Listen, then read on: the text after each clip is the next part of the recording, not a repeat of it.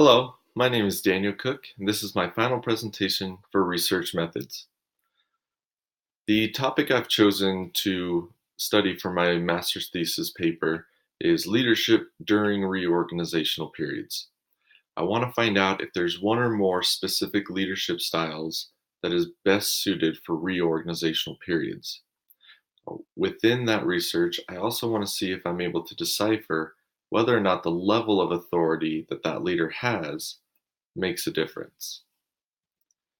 Peter Northouse has identified 15 unique leadership styles.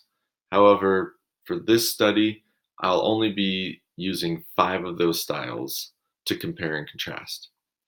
The 5 approaches that I chose were all reviewed from the 15 and determined which 5 um, based on their natural characteristics. So the 5 styles that I'll be researching are the trait approach, situational approach, path goal theory, leader member exchange theory, and psychodynamic approach.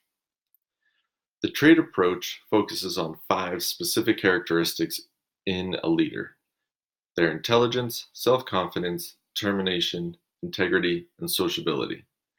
Basically, it's asking, does the leader have these specific characteristics and are they able to utilize them in a beneficial manner? Situational approach operates on the idea that different situations demand different kinds of leadership. Therefore, the leader would need to adapt to the situation in order to achieve their goal. Can this leader adjust to the demands of the current situation appropriately and successfully? The path goal theory, uh, basically the leader's function is to motivate the group of subordinates however they need to be motivated in order to accomplish the goal set in front of them.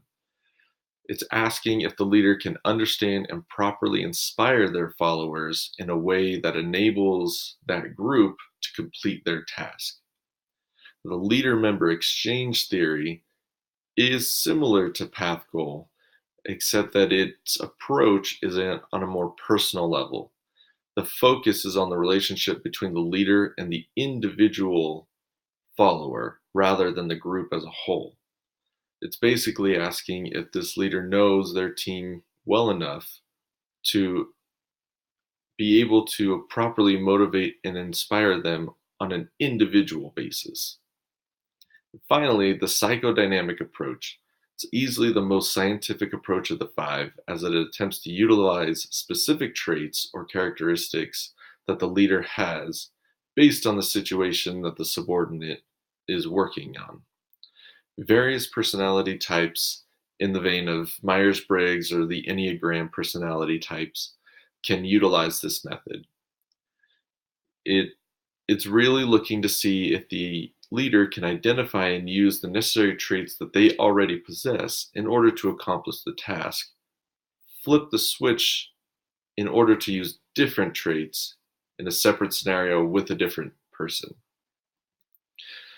My methodology will be a quasi-experimental research approach by combining qualitative and quantitative data that I'm going to gather from an anonymous survey that I'll be able to send out.